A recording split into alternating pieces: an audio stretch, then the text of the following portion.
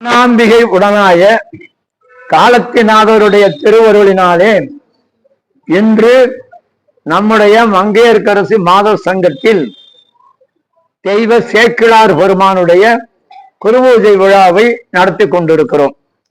தெய்வ சேக்கிழாருடைய குருபூஜை விழாவை ஏற்று போற்றி ஆண்டுதோறும் நடத்தி வருகிறவர்கள் பெரியகுளம் தொண்டை மண்டல முதலியார் சங்கத்தை சார்ந்த அன்பு பெரியவர்கள்.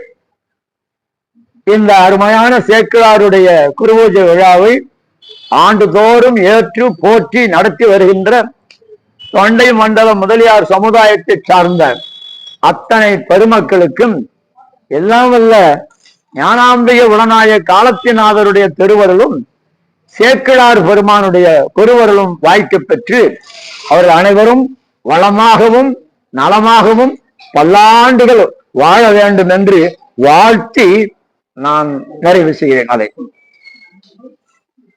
அன்புக்குரியவர்களே, இந்திய திருநாடு ஒரு புண்ணிய பூமி என்று உலகத்தவரால் போற்றப்படுகிற ஒரு பூமி. இந்த நாட்டில் தோன்றியது போல வேறு எந்த நாட்டிலும் ஞானியர்கள், சான்றோர்கள், புலவர்கள், முனிவர்கள் என்று இந்த அளவுக்கு வேறு எங்கும் தோன்றியது இல்லை என்று உலகத்தவர் அத்தனை பேரும் போற்றி பாராட்டுகிறார்கள். இன்னும் சொல்ல போனால் இந்த தமிழகம் இருக்கிறதே, இது உலகத்திற்கே வழிகாட்டக்கூடிய ஒரு அற்புதமான பூமி. இந்த பூமி மணிவாசக பெருமான் தென்னாடுடைய சிவனே போற்றி எந்நாட்டவர்க்கும் இறைவா போற்றி என்றார். தமிழ் மண்ணிலே பிறந்து தமிழ் மண்ணிலே வாழ்ந்த அந்த பெருமானாரைய மணிவாசக பெருமான் தென்னாட்டுக்கு உரிய சிவனை எந்நாட்டுக்கும் உரியவராக ஆக்கி பாடிய அந்த பெரும் கருணை பேரருள் உலகில் வேறு எங்கும் காண முடியாத ஒன்று. உலகில் பல நாடுகளிலே, இலங்கை, மலேசியா, சிங்கப்பூர், சயாம், தாய்லாந்து என்று கம்போடியா என்று இருக்கிற நாடுகளில் எல்லாம் சிவ வழிபாடு என்றும் மிகச் சிறந்த முறையிலே நடைபெற்று வருகிறது. அதற்கு நம்முடைய மண்ணிலே தோன்றிய அருளாளர்கள் மிகச் சிறந்த பணிகளை செய்திருக்கிறார்கள். சிவ நேய செல்வர்களாக வாழ்ந்து இருந்திருக்கிறார்கள். அவர்களிலே தெய்வப் புலவர்கள் என்று போற்ற பெற்றவர்கள் இரண்டு பேர். ஒருவர் திருவள்ளுவர், இன்னொருவர் நாம் என்று கொண்டாடி கொண்டிருக்கிற சேக்கிழார் பெருமான். அவருக்கும் தெய்வ சேக்கிழார் என்றே பெயர். சேக்கிழார் என்ற பெயர் குடும்ப பெயர். சேக்கிழார் என்பது அவருக்குரிய பெயர் அல்ல, அது குடும்ப பெயர். காந்தி, நேரு, பட்டேல் என்று குடும்ப பெயர் நம்ம சொல்றோம் இல்லையா, அதுபோல சேக்கிழார் என்பது குடும்ப பெயர். அவருக்கு பெற்றோர்கள் இட்ட பெயர் அருள்மொழி தேவன். என்ன பேருப்பா? அருள்மொழி தேவன் என்பது. இளமையிலேயே எல்லா ஞானமும் கைவர பெற்றவராக இருந்திருக்கிறார். கருவிலே திருவுடையவராக இருந்திருப்பார் போலும். ஆக அந்த இளமையிலே அவருடைய செயல்களும் அவருடைய சொற்களும் அவருடைய பேச்சும் எல்லாருடைய உள்ளத்தையும் கவர்ந்தது. பெரும் பாராட்டுக்குரியவராக இருந்தார். அப்போது தொண்டை மண்டலத்தை ஆண்டு வந்து கொண்டிருந்தவன் சோழ நாட்டு மாமன்னனாகிய அனவாய சோழன். சோழ நாட்டு மாமன்னனாகிய அனவாய சோழன். இந்த நம்முடைய மண்ணில இருக்கிற இந்த நாடுகள்ல சேர நாடு வேழம் உடைத்து, சோழ நாடு சோறு உடைத்து, பாண்டிய நாடு முத்துடைத்து, தொண்டை நன்னாடு சான்றோர் உடைத்து. நாங்க சேர நாடு வேழம் உடைத்து. சேர நாடுனா இப்போ இருக்கிற சேலம், கோவை, இந்த நீலகிரி, ஊட்டி அந்த பகுதியெல்லாம். வேழம்னா யானை, அங்க ஏராளமான யானை எடுக்கு. சேர நாடு வேழம் உடைத்து. அப்புறம் சோழ நாடு சோறு உடைத்து. நான் தஞ்சை தரணியில தான். அந்த பூமி இல்லைன்னா தமிழகத்துக்கு உணவுக்கு வழி இல்லை. அதுதான் சோறு உடைத்து. சோற்றால் மடை அடைக்கும் சோழ வள நாடா. தண்ணி வயலுக்கு பாய்ச்சுற போது கால்வாய் இருக்கிற தண்ணிய அந்த மடையை நாமெல்லாம் மண்ணை வச்சு அடைப்போம். அந்த சோழ நாட்டுல சோத்தை வச்சு அடைப்பாங்களாம். அந்த அளவுக்கு வளர்ந்துதான் சோற்றால் மடை அடைக்கும் சோழ வள நாடு அப்படின்னு. அப்புறம் பாண்டிய நாடு முத்துடைத்து. ஆமா, முத்து குளிப்பதொரு தென்கடலிலே அப்படின்னா, முத்து குளிப்பதொரு தென்கடல தூத்துக்குடி அந்த பகுதி தான் முத்து குளிக்கிற மாதிரி. இங்க இருக்க இப்போது சென்னை, செங்கல்பட்டு, வடார்காடு, தென்னார்காடு, கடலூர் இந்த பகுதியெல்லாம் தொண்டை நாடு என்று வழங்கப்பட்டது. அது சான்றோர் உடைத்து. தொண்டை நன்னாடுன்னு வர சொன்னாங்க. சேர நாட்டுக்கு அந்த அடைமொழி வரல, சோழ நாட்டுக்கு அந்த அடைமொழி வரல, பாண்டி நாட்டுக்கு அந்த சிறப்பு சொல்லல. தொண்டை நன்னாடு, ஏற்கனவே அது நன்னாடு. ஏன் நன்னாடு? சான்றோர்கள் பிறந்ததனால். சைவ சமய ஆச்சாரியர்கள் 4 திருஞான சம்பந்தர், திருநாவுக்கரசர், சுந்தரர், மாணிக்கவாசர். இந்த 4 2 அவதரித்த பூமி எது? ஆமா, அந்த தொண்டை நாடு. யாருப்பா? சுந்தரர். இன்னொருவர் யாரு? யாருப்பா? அப்பரடிகள். திருநாவுக்கரசரும் சுந்தரரும். திருநாவுக்கரசர் அவதாரம் செய்தது திரு ஆமூர், சுந்தரர் அவதாரம் செய்தது திரு ஆரூர். ஆகவே 2ம் தொண்டை நாட்டிலே உண்டு. 4 2 தொண்டை நாடு. அதனால சான்றோர் உடைத்து, தொண்டை நன்னாடு சான்றோர் உடைத்து. அதுல ஒரு ஊர் குன்றத்தூர். என்ன ஊருப்பா? குன்றத்தூர். ஆமா, அந்த குன்றத்தூர்ல அருமையான சிறப்புக்குரிய அந்த ஊர்.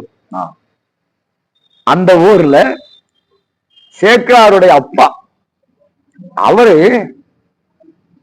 அனவாய சோழ சக்கரவர்த்தியத்துல முதலமைச்சராக இருந்தார். அனவாய சோழ சக்கரவர்த்தியத்துல முதலமைச்சர். அமைச்சருக்குரிய அருமையான கடமைகளை செம்மையாக செய்து வந்து பெயரும் புகழும் பெற்றவர்.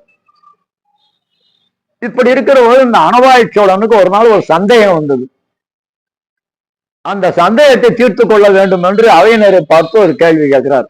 அது குறிப்பா முதலமைச்சரா இருக்கிற நம்முடைய சேக்கிழாருடைய தந்தையார் பார்த்து. ஆமா, என்ன சொல்றாரு? மலையை விட பெரியது எது? மலையை விட பெரியது எது? கடலை விட பெரியது எது?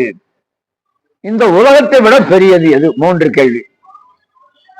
இந்த 3 கேள்விகளுக்கு நாளைக்கு வந்து அவை கூடுகிற போது சொல்ல வேண்டும் என்று சேக்கிழாருடைய அப்பாவுக்கு அரசன் கட்டளை போட்டான். அவர் வந்தாரு. மெத்த படிச்சவர் தான். ஆனா அவருக்கு இந்த கேள்விக்குரிய விடை, சரியான விடை தெரியல. அதனால எல்லாம் பாக்குறாரு. நாளைக்கு நம்ம அங்க போய் எனக்கு இது தெரியலேன்னு சொன்னா நம்ம நிலைமை என்ன ஆகிறது, மரியாதை என்ன ஆகிறது அப்படின்னு ஒரு மனக்குழப்பம், மனக்கவலை. மனக்கவலையோட உட்கார்ந்து இருந்தாரு. இந்த இளைஞராக இருந்த அருள்மொழித்தேவன் ஆகிய சேக்கிழார், அப்பா ஒரு நாளும் இல்லாமல் இன்றைக்கு சோர்ந்து இருக்கிறீர்கள், மனம் வாடி இருக்கிறது, முகம் வாடி இருக்கிறது, சோர்ந்து இருக்கிறீர்கள், என்ன காரணம்? என்ன அப்பா, நீ சின்ன பிள்ளை, உனக்கு இந்த விவகாரம் வேண்டியதில்லை, நீ போய் வேலையை பாருனாரு. இல்லப்பா சொல்லுங்க, நானும் தெரிஞ்சுக்கிறேன் அப்படின்னு. மன்னர் 3 கேள்வி கேட்டிருக்காருப்பா. ஆமா, மலையை விட பெரியது எது? கடலை விட பெரியது எது? இந்த உலகத்தை விட பெரியது எது என்று 3 கேள்வி கேட்டிருக்காரு. இந்த 3 கேள்விகளுக்கு விடை என்னால நானும் எல்லாவற்றையும் நினைச்சு ஆராய்ச்சி பண்ணி பார்த்து எனக்கு ஒன்றும் புரியலப்பா. 3 கேள்விக்கு விடை தெரியாமட்டா நாளை போனா மன்னன் கேட்பாரு, என்ன பதில் தெரியாம இருக்கேன். இவ்வளவுதானா? கவலையை விடுங்க, நான் 3 கேள்விக்கு நான் விட சொல்றேன்.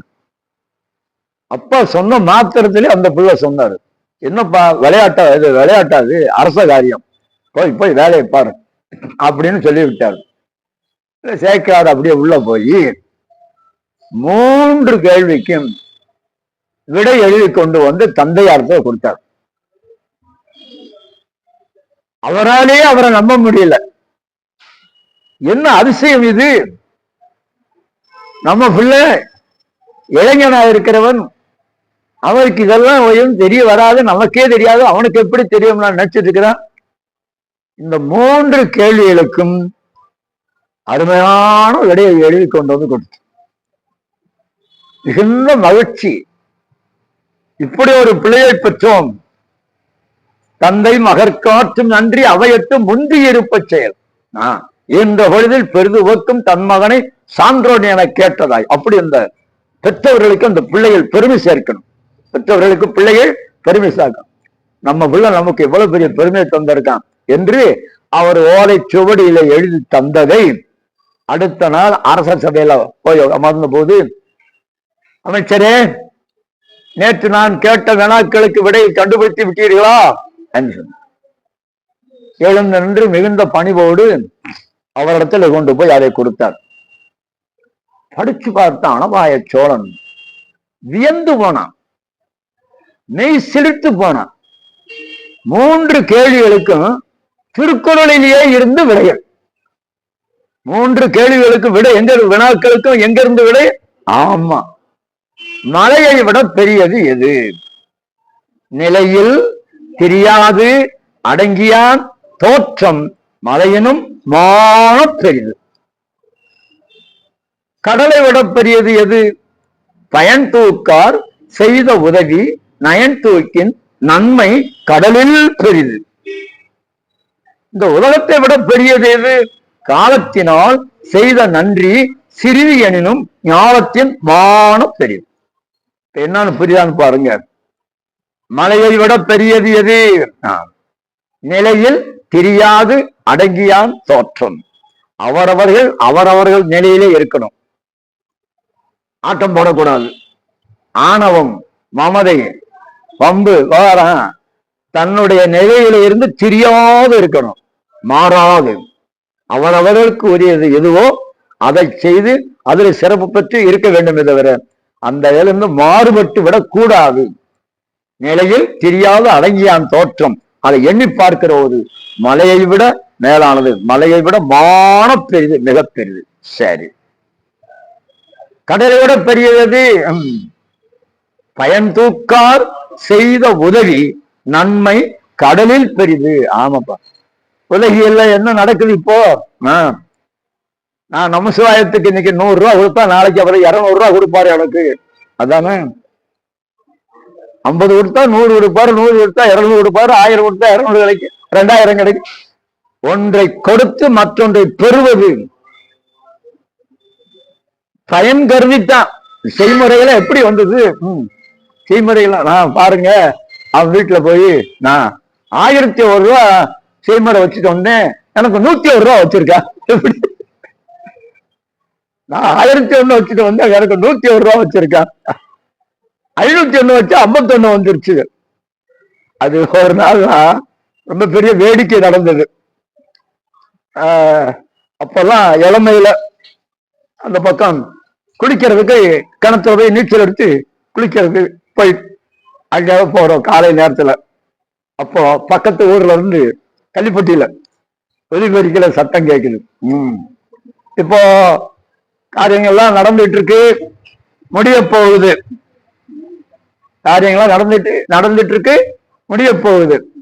உரியவங்கெல்லாம் வந்து செய்ய வேண்டிய செய்முறையை செஞ்சுட்டு சாப்பிட்டு போங்க. எப்படிங்க? உரியவங்கெல்லாம் வந்து சாப்பிட்டு போங்கல்ல, செய்ய வேண்டிய செய்முறையை செஞ்சுட்டு சாப்பிட்டு போங்க.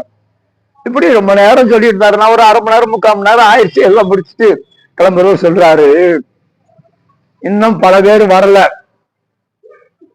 சீக்கிரம் வந்துருங்க, கொஞ்ச நேரம் ஆயிடுச்சுன்னா பேரெல்லாம் சொல்ல போறேன். சொன்னபடியே சொல்லிட்டான்பா. அவனுக்கு 50 ரூபா, இவனுக்கு 80 ரூபா, இவனுக்கு 100 ரூபா. அவங்க வரல. மரியாதையோட, எப்படிப்பா மரியாதையோட வந்து செய்ய வேண்டிய செய்முறையை செஞ்சுட்டு சாப்பிட்டு போங்க. இப்போ ஒன்றை கொடுத்து ஒன்றை பெறுவது, அது பார்க்காம நாம ஒன்றை செய்கிறோம், அவர் நமக்கு அதை திருப்பி செய்வார் என்று இல்லாம அப்ப என்ன செய்யணும்? நம்மினும் சாதாரண மாணவர்கள், நம்மினும் ஆழ்ந்தவர்களுக்கு நாம் அதை கொடுத்தா அப்போ கைமாறு நமக்கு அது கிடைக்காது இல்லையா? பயன் தூக்கார் செய்த உதவி நயன் தூக்கின் நன்மை கடலில் பெரிது. முடிஞ்சு போச்சா? ஆமா, உலகத்தை விட பெரியது எது அப்படின்னு ரொம்ப முக்கியம்ப்பா, ரொம்பவே முக்கியம். நான் ஒரு நாள் வச்சுங்களேன், பெரியவளுக்கு வந்து தேவதானப்பட்டி போயிட்டு இருக்கேன் பஸ்ல ஏறி உட்கார்ந்த பிறகுதான் பார்த்தா பையில கையை விட்டு பார்த்தா பணம் இல்லை. பையில கையை விட்டு பார்த்தா பணம் இல்லை. ஐயா மறந்துட்டு வந்துட்டு அப்படின்னு சொன்னா, எத்தனை பேரையா புறப்பட்டுருக்கீங்க, இறங்கியா கீழே, எத்தனை பேர் புறப்பட்டுருக்கீங்க, இறங்கியா கீழே அப்படின்னு. அந்த நேரம் தியாகு பக்கத்துல உட்கார்ந்து இருந்து, ஐயாவுக்காக நான் கொடுக்குறேன் ஐயா அப்படின்னு கொடுக்குறாரு. 5 ரூபா தான். எவ்வளவுப்பா? 5 ரூபா தான் வச்சுங்க.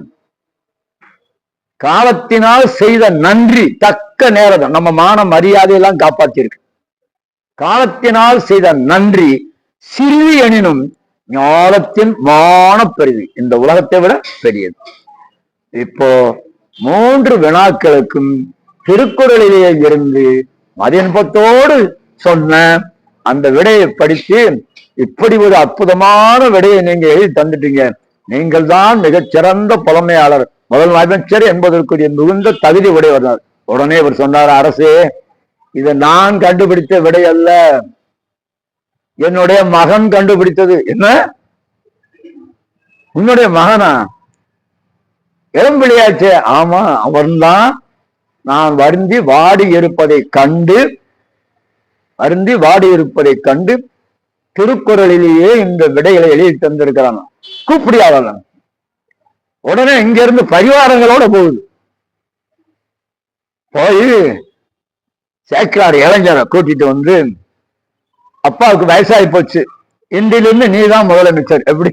அப்பாவுக்கு வயசாகி போச்சு, அவரை சிவாராமான்னு போய் வேலை பார்க்கட்டும் என்று அவரை முதலமைச்சராக்கி உத்தம சோழ பல்லவன் பட்டம், உத்தம சோழ பல்லவன் என்று அற்புதமான ஒரு சிறப்பு செய்து முதலமைச்சராக செங்கோல் ஆட்சி, செம்மையான ஆட்சி நடக்குது. இந்த சேக்கிழாருக்கு சோழ நாட்டிலே உள்ள திருநாகேஸ்வரத்தில் இருக்கிற திருத்தலத்தில இறைவன் மீது மிகுந்த எல்லையில்லாத பாசம், பக்தி. நம்ம எல்லா கோயிலுக்கு போனாலும் நமக்குன்னு ஒரு கோயில் ஈடுபாடோடைய மிகச்சிறந்த ஒரு கோயில் இருக்கு நமக்குன்னு. ஆமா, அங்க போயிட்டு வந்தா தான் நமக்கு மனசு இருக்கு.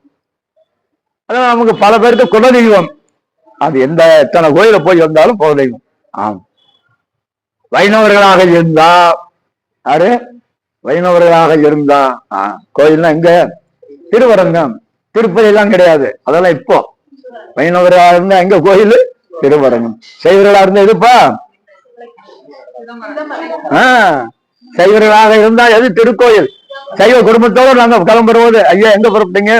கோயிலுக்கு போறோங்க. எந்த கோயில்னு கேட்க வேண்டியது. சிதம்பரம். சைவர்களுக்கு சிதம்பரம், வைணவர்களுக்கு திருவரங்கம். திருப்பதியில அப்புறம் வந்தவர் அரங்கநாதர் என்று. அப்போ இந்த மாதிரியான ஒரு நிலைமை.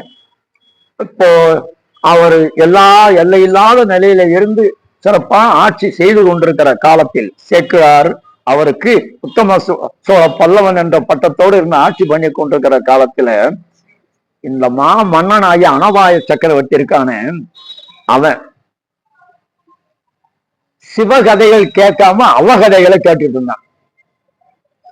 அது என்ன? அந்த காலத்துல சீவக சிந்தாமணி 50 காப்பியங்களிலே ஒன்று சீவக சிந்தாமணி.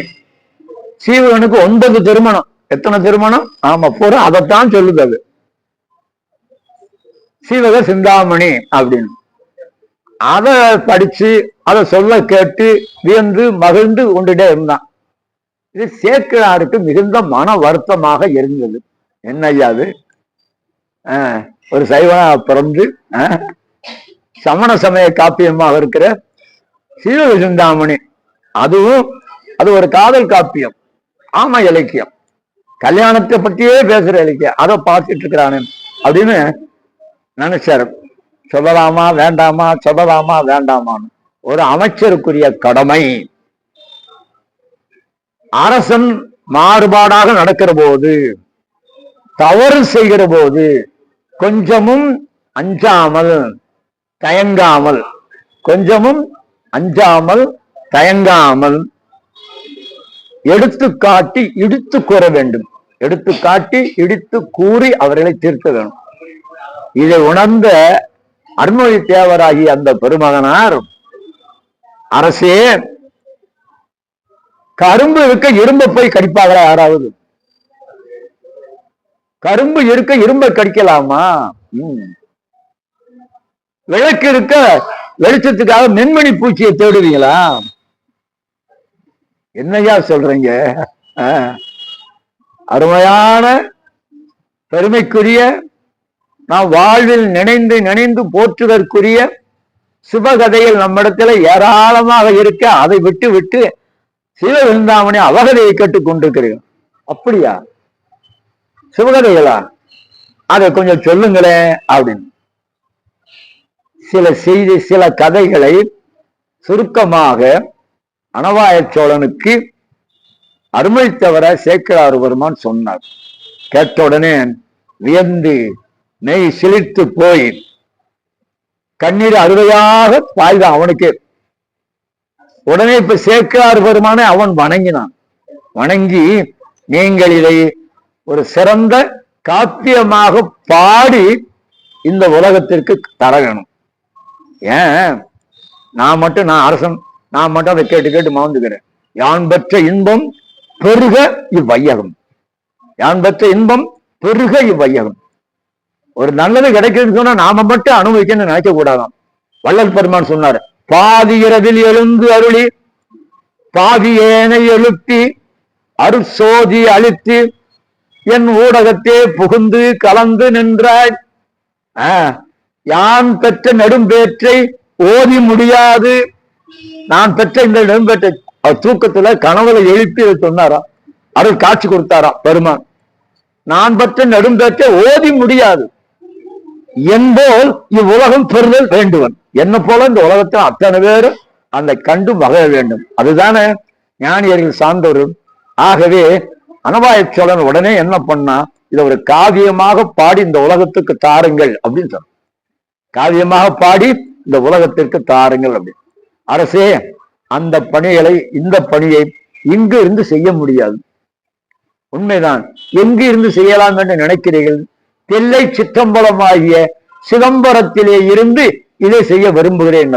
உடனே அனவாய சோழன் சேக்கிழாருக்கு அத்தனை சிறப்புகளும் செய்து அமைச்சர்கள், படைத்தலைவர்கள், பணியாளர்களை எல்லாம் அனுப்பி சிதம்பரத்திலே அவர் இந்த நூலை இயற்றுவதற்கு வேண்டிய எல்லா வசதிகளையும் செய்து தாருங்கள் அப்படின்னு சொல்லிட்டான்.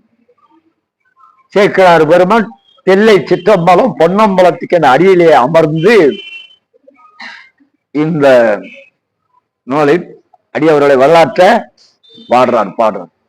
ஒவ்வொரு நிலைமையிலையும் இந்த அனவாய சக்கரவர்த்திக்கு பொறுமையா இருக்க முடியல.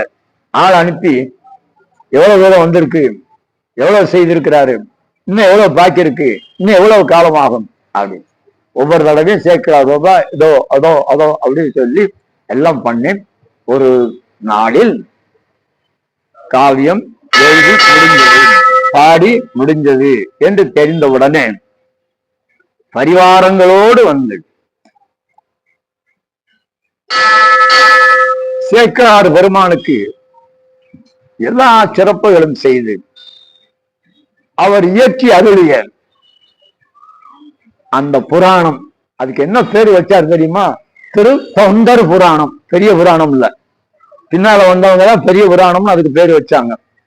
அது பெரிய புராணம் பேரு வச்சவங்கள சிவகவிமணி சி.கே. சுப்பிரமணியம் முதலியார் முக்கியமான ஒரு பெரிய புராணம், உமாவதி சிவம் போன்ற பெரியவங்கெல்லாம்.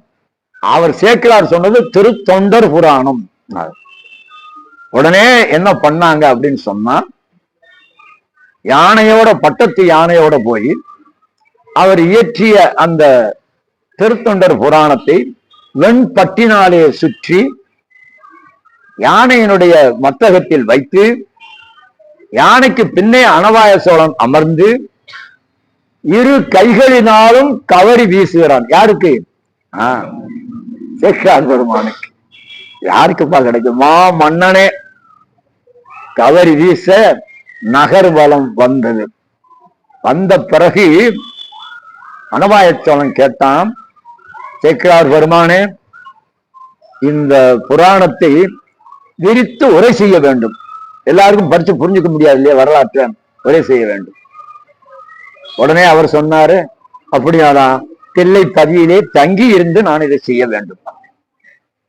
அதற்கு வேண்டிய சிறப்புகள் எல்லாம் பண்ணா ஆயிரக்கால் மண்டபத்திலே அமர்ந்து அவரு இந்த புராண விரிவுரை, திருத்தொண்ட புராண விரிவுரை அனமாயச்சோட என்ன பண்ணா, பக்கத்தில் இருக்கிற அரசர்களுக்கெல்லாம் ஓலை அனுப்பினான். புலவர்கள் சான்றோர்கள் என்று இருக்கிறவங்களுக்கெல்லாம் ஓலை அனுப்பினான். ஏராளமானவர்கள் வந்து ஆயிரக்கால் மண்டபத்திலே கூடி இருந்து அதை கேட்கிறாங்களாம். ஒரு சித்திரை மாதம் திருவாதிரையில் தொடங்கி அடுத்த சித்திரை மாதம் திருவாதிரையில் அந்த புராணத்தை நிறைவு செய்கிறார். இப்படி ஒரு அற்புதமான காரியங்கள் எல்லாம் செய்த அந்த பெருமானை இனியும் நாம அமைச்சரா வச்சு அவர்கிட்ட வேலை வாங்கிறது முறையல்ல அப்படின்னு. ஆனால் சொன்னார் பெருமானே, இனி உங்களுக்கு அடிமை நான், உங்களை நான் போய் வேலை வாங்க முடியுமா? முடியாது. ஆகையினால நீங்கள் உங்களுடைய விருப்பப்படி சிவத்தொண்டு செய்து நீங்கள் இருக்கலாம் அப்படின்னு சொல்லிட்டு அவருக்கு விடை கொடுத்து அனுப்பிட்டு, சேக்கிழாருடைய தம்பி பாலரா வாயர் அவர் நல்ல அது அறிவழி சொல்லுவாருப்பா. அடியன சொல்லுவாரு, எப்பா அவர் டீ காப்பி கொடுத்துடாதீங்கடா, அவரை பாலரா வாயர், எப்ப பால் தான் சாப்பிடுவாரு அப்படின்னு போற வரைக்கும் கிண்டல் பண்ணுவாரு. நமசிவாயமும் அதுதான் சொல்லலாம், பேராசிரியர் நமசிவாயமும் சொல்லுவார். வச்சுங்க ஐயா, அது திருவி கல்யாண சுந்தரம் முதலியார் திருவிக்கா தமிழ் தென்றல் அவருடைய புத்தகங்களை படிச்சதுனால வந்தது. அது எல்லாம் இறைவனுடைய திருவருள். அது சிவக்குழந்தையாவுடைய மிகப்பெரிய வழிகாட்டுதல். அவரை திருவிக்காவுடைய புத்தகத்தை படிச்சிருப்பான். அதுலதான் அவர் காப்பி கடையும் கள்ளுக்கடையும் ஒண்ணுன்னு எழுதுறாருப்பா. எப்படி எழுதுறாரு? காப்பி கடையும் கள்ளுக்கடையும் ஒண்ணு. உசிலம்பட்டியில அந்த பாதை மேல முருகன் கோயில் இருக்கு. அதுல ஒரு நாள் முன்னாடி பூரா டீ கடை பேசுறவங்க சொல்லி போட்டேன், காப்பி கடையும் கள்ளுக்கடை இல்லை. முடிஞ்ச பிறகு எங்க போக மண்ணை போட்டார். அவரை படிச்சதுனால நமக்கு அது பாலரா வாயர் தம்பி அவரை அமைச்சராக்கிட்டு இவரை வந்து வச்சார். இப்போ சேக்கிழார் பெருமான் தில்லையம்பல கூத்த பெருமானத்தை வேண்டுகிற, பெருமானே இதை காவியமாக பாட வேண்டும் என்று மன்னன் எனக்கு அறிவுறுத்திருக்கிறார். ஆமா என்று கேட்ட உடனே தில்லை சிற்றம்பலத்திற்கு கூத்த பெருமான் உலகலாம், எப்படி உலகலாம் என்று அடி எடுத்து கொடுக்கிறார். எப்படி தொடங்குறது தெரியல. சுந்தரருக்கு சொன்னார்ல, அப்பா என்ன பாடுன்னு சொல்லி போட்ட, நான் எப்படி பாடுறது? சுந்தர சாமி கேட்கிறார், நீ தானே கொஞ்ச நேரத்துக்கு முன்னாடி என்ன சொன்ன, பித்தன் பேயன் அப்படின்னு திட்டின இல்ல, அப்படியே பாடு. அப்பதான் பித்தா பெருமானே பெருளாளா அருளாளா அப்படின்னு சொல்லி பித்தா என்று அவர் தொடங்கினார். இப்ப உலகலாம் என்று அடியெடுத்து கொடுத்தார் இல்லையா? ஆகினால உலகலாம் என்று அடியெடுத்து கொடுத்ததால அங்க உலகலாம் உணர்ந்து ஓதற்கு அரியவன் நிலவுலாவிய நீர்மலி வேணியன் அலையில் சோதியன் அம்பலத்து ஆடுவான் மலர் சிலம்படி வாழ்த்தி வணங்குவான். என்ன சிறப்பு அப்படின்னா 4256 பாடல்கள். 4256 பாடல்கள். அதுல தொடங்கும் போது உலகலாம், முடியும் போதும் உலகலாம் முடியுது. அது ரொம்ப பெரிய அதிசயம். தமிழ்ல அகரம் முதல்ல, நகரம் நிறைவுல. தமிழில் அகரம் முதல்ல, நகரம் நிறைவுல. திருவள்ளுவர் அகர முதல எழுத்து எல்லாம் ஆதி பகவன் முதற்றே உலகு என்று அகரத்துல தொடங்கினார், கடைசியில் நகரத்துல முடிக்கிறார். அப்படி ஒரு மாதிரி இவர் உலகலாம் என்று ஆரம்பிச்சு இவர் உலகலாம் உணர்ந்து ஓதற்கு அரியவன் நிலவுலாவிய நீர்மதி வேணியன் அலையில் சோதியன் அம்பலத்து ஆடுவான் மலர் சிலம்படி வாழ்த்தி வணங்குவான். அனமாய் சோழன் கனவுலேயே போய் சிவபெருமான் சொன்னாரா, எப்பா உலகலாம் என்று அடியெடுத்து கொடுக்க அவன் பாடி இருக்கிறான். எப்படி இருக்கும்? அந்த மாதிரியான ஒரு அற்புதமான அவர் திருத்தொண்டர் புராணம் என்று பெயர் வச்சார். ஏன் அதுக்கு திருத்தொண்டர் புராணம்னு பேர் வச்சாங்கன்னா அவங்களுடைய தொண்டுக்கு ஈடு இணை எதுவுமே இல்லை. எது இந்த உலகத்திலே பெரியது? முருகப்பெருமன் கேட்டால அவை பாட்டிய, உலகில் பெரியது எது? பெரிது பெரிது புவனம் பெரிது. உலகத்திலே பெரிது உலகம்தான்.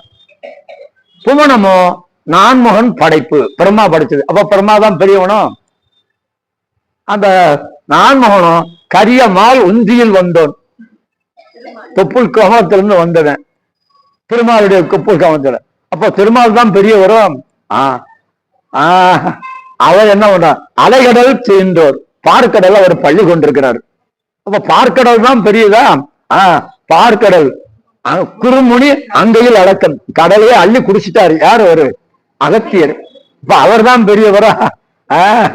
அந்த குறுமுனி கலசத்தில் பிறந்தவர், மண் பாத்திரத்துல மண் சட்டியில பிறந்தவரா. அப்ப அந்த மண் பாத்திரம் தான் பெருசா, அந்த கலசமோ புவியில் சிறு மண். அப்ப இந்த மண்ணு தான் பெருசா. அரவனுக்கு ஒரு தலை பாரம், ஆதிசேடனாகிய பாம்பத்தை தாங்கிட்டு இருக்கான். இப்ப அரவாகிய அந்த ஆதிசேடன் தான் பெரிதா. அது உமையவள் சிறு விரல் மோதிரம். அந்த அரவை பாம்ப உமாதேவியாக இருக்கிற அந்த அன்னை சிறுவிரல் மோதிரமா போட்டிருக்காராம். அப்போ உமைதான் பெரியவளோ? உமையோ இறைவர் பாகத்து ஒடுக்கம், இறைவருடைய சிவபெருமானுடைய இடப்பாகத்துல போய் அடங்கி இருக்கா. அப்ப சிவபெருமான் தான் பெரியவரா? அவர் இறைவர் பாகத்து ஒடுக்கம். இறைவரோ தொண்டர்தம் உள்ளத்து ஒடுக்கம். தொண்டர்தம் பெருமை சொல்லவும் பெரியது. என்னப்பா, எல்லாரும் காரணம் யாரு பெரியவங்க? தொண்டர் தான் பெரியவங்க. சேக்கிழார் பெருமான் தொண்டருக்கு இலக்கணம் சொன்னார். அந்த இலக்கணத்தெல்லாம் இப்ப பார்த்தா ஒரு ஆள் மிஞ்ச மாட்டோம் நாமெல்லாம். சேக்கிழார் பெருமான் சொல்ற தொண்டருக்கு இலக்கணம் சொன்னா யாரு? யாழ்ப்பாணத்துல இருந்து சாமி ஒருவர் அடிக்கடி இங்க வருவாரு. அப்ப தமிழ்நாட்டுல வந்து கிருவானந்த வாரியார் மாதிரி யாழ்ப்பாணம் சாமிநாத தம்பரான், அங்க திருஞான சம்பந்தர் மடம், அதுக்கு ஆதீன மடாதிபதி தலைவர் அவர். அதனால இங்க எல்லாம் வந்து பேசுறாருன்னு சொல்லி தேனி பெரிய இடத்துக்கெல்லாம் நான் அழைச்சிட்டு வந்து அவரை வச்சேன். ரொம்ப நல்ல பழக்கம், நெருக்கமா ஆயிப்போச்சு.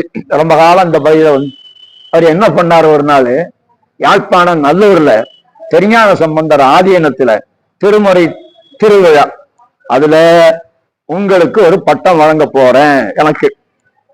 அப்புறம் டிஆர் மகாலிங்கத்துக்கு ஒரு பட்டம் வழங்க போறேன் அப்படின்னா, டிஆர் மகாலிங்கத்துக்கு ஏழிசை வல்லவர் அப்படின்னு, எனக்கு அருட்செல்வர் அப்படின்னு சொல்லி பட்டம் கொடுக்குறோம் அப்படின்னு சொல்லிட்டாரு. இப்போ எனக்கு அதுல பெரிய நெருக்கடி, விருப்பம் இல்லை அந்த மாதிரி ஒரு பட்டம். ஏன்னா அப்போ அருட்செல்வர் என்ற பெயரோடு இருந்தவர் பொள்ளாச்சி மகாலிங்க ஐயா ஒருவர். எவ்வளவு பெரியவர், அவருக்கு போய் நாம அவருக்குரிய பட்டத்தை நமக்கு ஏற்றுக்கொள்ளக்கூடியதுன்னு மிக தயக்கத்துல நான் இருந்தேன். இந்த நிலையில என்ன ஆயிப்போச்சு அப்படின்னு சொன்னா, என்னுடைய இயக்குனர் டைரக்டர் ஆஃபீஸ்ல, நான் அரசு பள்ளியில ஆசிரியரா இருந்தவன்ல, அனுமதி கொடுக்கல. இலங்கைக்கு போறதுக்கு அனுமதி கொடுக்கல, போக முடியல. பாஸ்போர்ட் எல்லாம் எடுத்தாச்சு, விசா வேணும். அப்போ ஒரு நண்பர் சென்னை தாம்பரம் கல்லூரியில பேராசிரியர் டி ராஜகோபாலன் ஒருத்தர் இருக்காரு. அவரு யாழ்ப்பாணத்துல பேசிட்டு வந்து சொன்னாரு, போறீங்க உங்களுடைய துறையில அனுமதி வாங்கிட்டு போங்க. நான் அனுமதி வாங்காம போயிட்டு வந்து இறங்கினோடு என் பதவியை பறிச்சுக்கிட்டாங்க, வேலை போயிடுச்சு. அப்புறம் யார் யாரையாவது பிடிச்சி நான் அந்த வேலையை வாங்கினேன். அந்த மாதிரி சிக்கல்ல மாட்டிக்காதீங்கன்னாரு. கடைசி வரைக்கும் எனக்கு அந்த அனுமதி கிடைக்கல. அதனால அவர் என்ன பண்ணாருன்னா, சோழம் வந்தாலும் டிஆர் மகாலிங்கத்துக்கு சோழம் வந்தாலேயே பட்டம் கொடுத்து சிறப்பு, எனக்கு தேனியில வச்சு சிறப்பு பண்ணாரு.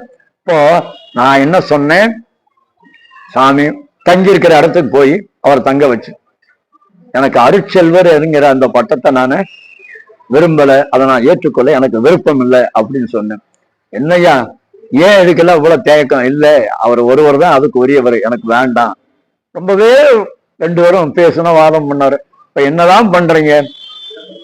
ஒரே ஒரு வார்த்தை, சாமியோட பணியோடு கிடைக்கணும், அருள் தொண்டன் அப்படின்னு பட்டம் கொடுக்கணும். அதே மாதிரி அருள் தொண்டன் இன்னைக்கு அந்த வீட்டுல மாட்டி வச்சிருக்கேன் அப்படின்னு அருள் தொண்டன் அப்படின்னு அது பட்டம் கொடுத்தாரு. நாம தொண்டனாக இருக்கும். தொண்டருக்கு இலக்கணம் சொல்றாருப்பா, நின்றாலும் இருந்தாலும் கிடந்தாலும் நடந்தாலும், நின்றாலும், இருந்தாலும், கிடந்தாலும், நடந்தாலும், நின்றாலும், துயின்றாலும், வீழ்த்தாலும், இமைத்தாலும். என்னவா? வந்து ஆடும் பெருமான். ஒரு காலம் மறவாமே. அந்த இறைவன் சிவபெருமான ஆடிக்கொண்டிருக்கிற தில்லை கூத்த பெருமானை ஒரு காலம் மறவாமை குன்றாத உணர்வுடையார் தொண்டராம் குணம் மிக்கார். நம்ம தியாகு போல பெருமாளுக்கு தொண்டரா இருக்காரு இல்லையா? தொண்டரா இருக்க. நின்றாலும், இருந்தாலும், கிடந்தாலும், நடந்தாலும், நின்றாலும், துயின்றாலும், விழித்தாலும், இமைத்தாலும், மன்றாடும் மலர்பாதம் ஒரு காலம் மறவாமை குன்றாத உணர்வுடையார் தொண்டராம் குணமிக்கார்னர் இல்லையா? அந்த இலக்கணத்தை பார்த்து தொண்டர் யாராவது நிற்பார்களா? அப்படி ஒரு அற்புதம். இந்த சேக்கிழார் பெருமான் இந்த காப்பியத்தை மட்டும் சுருக்கமா சொல்லிடும். சேக்கிழார் பெருமான் இந்த காப்பியத்தை செய்வதற்கு உறுதுணையாக இருந்தது எது? முதல் நூல் யாருப்பா? சுந்தரமூர்த்தி சுவாமிகள் பாடிய திருத்தொண்ட தொகை. தில்லைவாழ் அந்தனதம் அடியார்க்கும் அடியேன், திருநீலகண்டத்து கொயோனார்க்கும் அடியேன், இல்லையே எண்ணாத இயற்பகைக்கும் அடியேன், இளையாந்தன் கொடிமாறன் அடியார்க்கும் அடியேன், வெல்லுமா மிகவல்ல மெய்ப்பொருளுக்கும் அடியேன், அல்லிமன் முல்லையந்தார் அமர்நீதிக்கு அடியேன், ஆரோரன் ஆரோரு அம்மானுக்கு ஆளே என்று அப்படியே 60 பேரை பாடுறாரு. அவரே பாடிக்க முடியாதுல்ல, 60 பேரை பாடுறாரு. பின்னால வந்த நம்பி ஆண்டார் நம்பிதான் இதை பாடிய சுந்தரர், அவரை பெற்ற அம்மா அப்பா சடையனார் இசைஞானியார் மூவரையும் சேர்த்து 63 நாயன்மார்கள் என்று கொண்டு வந்தவர் பின்னால வந்த நம்பி ஆண்டார் நம்பி. அது இவர் திருத்தொண்ட தொகை சுந்தரர். அவர் பாடினது திருத்தொண்ட திரு அந்தாதி. திருத்தொண்ட திரு அந்தாதி. அதை இவர் என்ன பண்ணாரு? திருத்தொண்டர் புராணம் என்று பாடினார். இதுல ஒரே செய்தியை மட்டும் நம்ம முக்கியமாக்க உள்ள போனா நம்ம பேசிட்டே இருக்கலாம். நமக்கு அதுக்குரிய நேரம் வந்தாச்சு.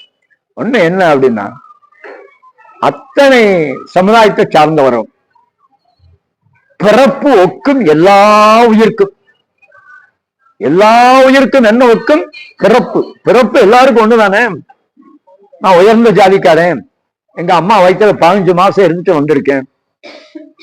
நீ தாழ்ந்த ஜாதிக்காரன், 4 மாசத்துல நீங்க வெளியில வந்துட்டு சொல்ல முடியுமா? எல்லாரும் பெற்ற தாய் வயிற்றுல எத்தனை மாதம்? 4 மாதம், 10 மாதம் தான். எத்தனை மாதம்? 10 மாதம். அவரவருடைய தாய் வயிற்றில 10 மாதம் சுமந்து பெற்றெடுக்கிறாங்க. முந்தி தவம் கடந்து 300 நாள் சுமந்து அந்தி பகலால நொந்து பெற்ற தாய். அதெல்லாம் அந்த வரலாறு நமக்கு ரொம்ப பெரியது இல்லையா? அப்போ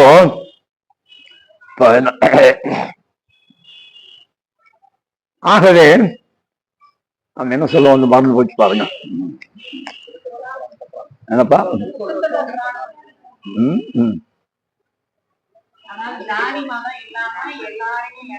ஆமா, பிறப்பு ஒக்கும் எல்லா உயிர்க்கும். சிறப்பு செய் தொழில் வெற்றி. அவரவர் செய்யற வேலை. ஒரு ஆசிரியரா இருப்பாரு, ஒருத்தர் வழக்கறிஞரா இருப்பாரு, ஒருத்தர் விவசாயியா இருப்பாரு, ஒருத்தர் வியாபாரியா இருப்பாரு.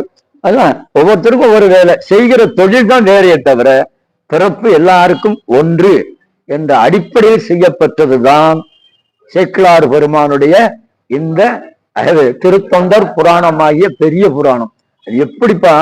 அதுல வேளாளர்கள் 13 பேர் இருக்காங்களாம். இருக்கிறவங்களே அதிகமா யாரு? வேளாளர்கள். அதுல வணிகர்கள் இருக்கிறாங்க, அரசர்கள் இருக்கிறாங்க, அந்தணர்கள் இருக்கிறாங்க, சலவைக்காரர்கள் இருக்கிறாங்க, பாணர்கள் இருக்கிறாங்க, குயவர்கள் இருக்கிறாங்க, தோல் தொழில் செய்கிறவர் இருக்கிறாங்க. அதுல இல்லாதவங்க அத்தனை பேர் எல்லா இனத்தை சார்ந்தவங்க அது இருக்காங்க. அதுல ஒருவர் யாரையும் அவர் தாக்கல. எல்லாரும் ஒப்பு வச்சு ஒரே ஒரு நிலையில நின்று பார்க்கிறாரு. என்ன? அத்தனை பேரும் சிவபெருமானத்தில் எல்லையில்லாத பக்தி கொண்டவர்கள். ஆகவே அத்தனை பேர் ஒன்றாக வைத்து மதித்து போற்றத்தக்கவர்கள் என்ற வகையில இந்த 60 பேரை அவர் பாட, இவர் 63ஆக அவர்களையும் ஆக்கி எல்லா அதுல என்ன பெரிய சிறப்பு நாம கவனிக்க வேண்டியது, வியப்பு என்னன்னா, சேக்கிழார் பெருமான் நான் நினைக்கிறேன் அந்தந்த சமுதாயத்தை சேர்ந்தவர் வாழ்கிற அந்த பகுதியிலே போய் நேரில் அவரை வாழ்க்கையை பார்த்திருப்பார்கள். அதனாலதான் அத்தனையும் அவரால் பாட முடியுது. அந்தந்த மக்களுடைய பழக்க வழக்கங்கள், செய்மா முறைகள் நினைச்சாலே நமக்கு விருப்பா இருக்கு. இப்படி இல்லாம இருந்திருக்கு அப்படின்னு நமக்கு தோணுது. அவர் அவளையும் பார்த்து அவர் செய்திருக்கிறார். அதனாலதான் அவர் சிறப்பாக செய்ய முடிந்தது. அதனாலதான் அவர் எல்லாராலும் போற்றி புகழப்படுகிற ஒருவராக இருக்கிறார். அந்த பெரிய புராணமாகிய திருத்தொண்டர் புராணம் அதற்கு உரை முதல் சிறப்பாக எழுதிய பெருமைக்கு உரியவர் கோவையில் வாழ்ந்திருந்த சிவகவி மணி சி கே சுப்பிரமணிய முதலியார். சிவகவி மணி சி கே சுப்பிரமணிய முதலியார். அடியேன் அவரை பார்த்திருக்கேன், வணங்கியிருக்கேன். பேரூர் அங்க அந்த பகுதியில் வந்து கொஞ்ச நாள் குடியிருந்தார். நான் கல்லூரியில கோயம்புத்தூர் பக்கத்துல சாந்தலிங்க அடிகளார் ஆதீனத்துல படிச்ச போது அவர் அங்கே கொஞ்ச நாள் தங்கி இருந்த போது பார்த்து பேசி ஆசீர்வாதம்லாம் வாங்குற ஒரு வாய்ப்பு. சி கே சிவகவி சுப்பிரமணிய அவர் என்ன சொல்லுகிறார், சேக்கிழாரை போல ஒரு சிறந்த சான்றோர் முன்னும் பின்னும் இல்லைன்னு சொல்ற அளவுக்கு இருக்காரு. எத்தனை பேருக்கு அவரை பற்றி தெரியும்? தொண்டை மண்டலத்துக்காரர்களுக்காக தெரியுமா? சேக்கிழார் எங்க ஊர்ல ஒரு பையனுக்கு, நான் மாணவனா இருக்கிற காலத்துல எனக்கு கீழே படிச்ச அந்த பையன் சேக்கிழார்னு பேரு. அவனுக்கு பையனுக்கு என்ன பேரு? சேக்கிழார்னு. சேக்கிழார்னு என்னப்பா உனக்கு இந்த மாதிரி யாரா பேர் வச்சது? எங்க அப்பா வச்சாரு. அவரை ஒரு நாள் பார்த்து எப்படி அவர் சேக்கிழார், எங்க தாத்தா சேக்கிழாருடைய கதையெல்லாம் சொன்னாரு, அதனால சேக்கிழார்னு பேர் வச்சேன் அப்படின்னு அவர் சொல்லுவார். அவர் என்ன சொல்றார், சேக்கிழாருடைய அருமை பெருமைகளை நாமும் நன்கு தெரிந்து கொள்ள வேண்டும், நம்முடைய இளைய தலைமுறைகளுக்கு கற்றுத்தர வேண்டும். குறைந்தபட்சம் வீடுகளிலே சேக்கிழார் என்ற பெயரில நம்ம பிள்ளைகளை வச்சு அழைத்து நாம மகிழ்ச்சி அடைய வேண்டும் என்று சிவகவி சுப்பிரமணிய முதலியார் அவர்கள் சொல்லுகிறார். இப்படி சேக்கிழார் பெருமானுடைய அருமை பெருமைகளை எல்லாம் நாம் சொல்லிக்கொண்டே போகலாம்.